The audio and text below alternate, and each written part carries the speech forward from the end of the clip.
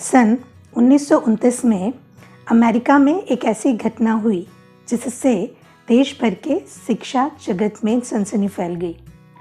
America के कई सारे विद्वान इस घटना को देखने के लिए शिकागो की तरफ चल पड़े। हुआ यूं कि कुछ साल पहले रॉबर्ट हचिन्स नाम का एक युवक येल में पढ़ता था। फीस जुटाने के लिए वह कभी वेटर का काम करता तो कभी लकड़हारे का, कभी ट्यूटर बन जाता, कभी कपड़ों का सेल्समैन बन जाता। इसके 8 साल बाद ही वह अमेरिका की चौथी सबसे अमीर यूनिवर्सिटी यानी यूनिवर्सिटी ऑफ शिकागो का प्रेसिडेंट बनने जा रहा था। उसकी उम्र थी महज 30 साल। बुजुर्ग शिक्षाविद इस पर विश्वास ही नहीं कर पा रहे थे। आलोचनाएं इस वंडर बॉय के सिर पर एक के बाद एक चट्टानों की तरह गिर रही थी। उसमें ये कमी थी, उसमें वो कमी थी, वो बहुत छोटा है, अनुभवहीन है, उसके शिक्षा संबंधी विचार अजीबोगरीब हैं। यहाँ तक कि अखबार भी इस हमले में शामिल हो गए। जिस दिन उसे प्रेसिडेंट बनाया गया, उस दिन एक दोस्त ने रॉबर्ट मेनार्ड हचिन्स के पिता से कहा, मैं आज सुबह अखबार का संपादकीय पढ़कर सकते में आ गया। इसमें आपके पुत्र की जबरदस्त आलोचना हुई है। पिता ने कहा, हाँ मैंने भी पढ़ा है। आलोचना तो जबरदस्त है, पर एक बात याद रखने की है कि कोई भी मरे हुए कुत्ते को लात नहीं मारता।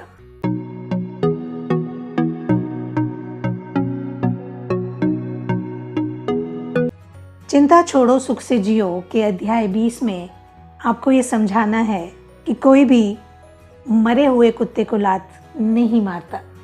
जब भी आपकी आलोचना की जाए तो याद रखें कि ऐसा अक्सर इसलिए किया जाता है क्योंकि आलोचना करने वाले को महत्व का एहसास होता है और इसका मतलब यह होता है कि आप कुछ अच्छा कर रहे हैं, आप कुछ खास हासिल कर रहे हैं जिससे लोगों का ध्यान आपकी ओर जा रहा है।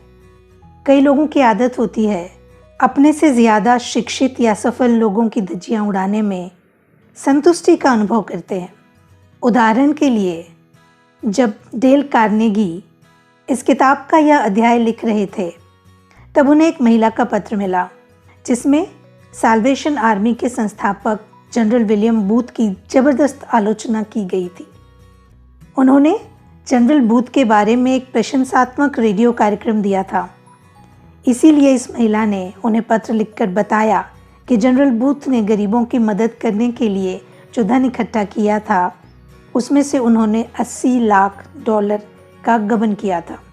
डेल कार्नेगी जानते थे कि आरोप बेबुनियाद है, किंतु यह महिला सच्चाई की तलाश में थी ही नहीं, वह तो उस घटिया संतुष्टि की तलाश में थी जो उसे अपने से ऊपर के लोगों को घटिया साबित करने से हासिल होती थी। डेल ने उसके आलोचना भरे पत्र को रद्दी की टोकरी में डाल दिया और ईश्वर को धन्यवाद दिया कि मेरी शादी इस तरह की किसी महिला से नहीं हुई। इसके आगे डेल लिखते हैं कि उस पत्र ने मुझे जनरल बूथ के बारे में तो कुछ नहीं बताया, किंतु उस महिला के बारे में बहुत कुछ बता दिया। शोपेनहावर ने बरसों पहले कहा था, घटिया लोग महान लोगों की गलतियों और मूर्खताओं में बहुत आनंद लेते हैं।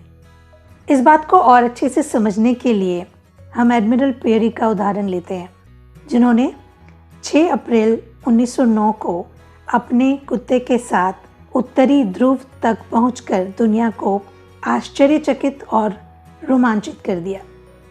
एक ऐसा लक्ष्य पूरा किया जिसे हासिल करने के लिए सदियों तक बहादुर आदमियों ने कष्ट झेले, भूख से तड़पे, अपनी जान गंवा दी। एडमिरल पियरी भी ठंड और भूख के मारे लगभग मरते मरते बचे। उनके पैर की 8 उंगलियां ठंड के मारे इतनी ठिठुर गईं कि उन्हें काटना पड़ा। उन्हें इतनी विपत्तियों का सामना करना पड़ा कि वे डर रहे थे कहीं वे पागल न हो जाएं। इसके विपरीत वॉशिंगटन में उनके वरिष्ठ नौसैनिक अफसर जल भुन रहे थे क्योंकि पियरी को इतना प्रचार और इतनी शोहरत मिल रही थी। उन्होंने उस पर आरोप लगाया कि उसने वैज्ञानिक अभियानों के लिए पैसा इकट्ठा किया और उसके बाद वो आर्कटिक में आवारागर्दी कर रहा है। शायद उन्हें इस बात पर विश्वास था, क्योंकि आप जो विश्वास करना चाहते हैं उस पर विश्वास न करना असंभव होता है। पियरी को अपमानित करने और उसे नीचा दिखाने का उनका संकल्प इतना हिंसक था कि राष्ट्रपति मैकिनले को सीधा आदेश देना पड़ा, और इस आदेश की वजह से ही पियरी आर्कटिक में अपना अभियान जारी रख पाए। क्या सोचते हैं आप, यदि पियरी वो नहीं होते जो वो थे और वो वॉशिंगटन में नौसेना विभाग में किसी क्लर्क की नौकरी कर रहे होते, तो क्या उनकी इतनी ज़बरदस्त आलोचना हुई होती? नहीं, वे इतने महत्वपूर्ण ही नहीं होते कि लोग उनसे ईर्ष्या करें। एडमिरल पियरी से भी बुरा अनुभव जनरल ग्रांट का था। जनरल ग्रांट, जिन्होंने 1862 में उत्तरी सेना के पक्ष में पहला बड़ा युद्ध जीत लिया। यह विजय एक ही दोपहर में हासिल की गई और इसने ग्रांट को रातों रात राष्ट्रीय हीरो बना दिया। एक ऐसी विजय जिसका पूरे यूरोप पर प्रभाव पड़ा, जिसने मैन नदी से लेकर मिसिसिपी के तट तक आतिशबाजी करवा दी। पर इस महान विजय को हासिल करने के 6 सप्ताह बाद ही ग्रांट को गिरफ्तार कर लिया गया और उनके हाथों से सेना की कमान छीन ली गई। उनका अपमान किया गया और उन्हें निराशा में धकेल दिया गया।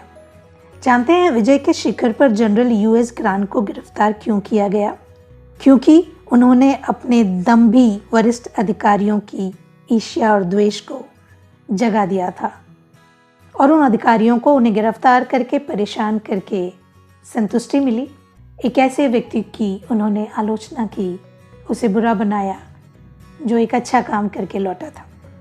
साथियों, यदि आप भी इस तरह के लोगों से घिरे हुए हैं जो आपकी आलोचना पे आलोचना करते जा रहे हैं, तो उनके बारे में मत सोचिए।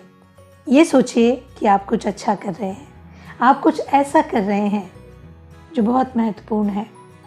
आप जो करते रहे हैं वो करते रहिए। अपने काम को और मजबूत और महत्वपूर्ण बनाने के लिए सतत लगे रहिए। आलोचनाओं की चिंता मत करिए, क्योंकि यदि हम अनुचित आलोचना के कारण चिंतित हों तो इससे बचने का ये नियम याद रखें कि अनुचित आलोचना दरअसल छुपी हुई प्रशंसा है। और ये भी याद रखें कि कोई भी मरे हुए कुत्ते को लात नहीं मारता। चिंता छोड़ो, सुख से जियो के अगले अध्याय में आपसे फिर मुलाकात होगी।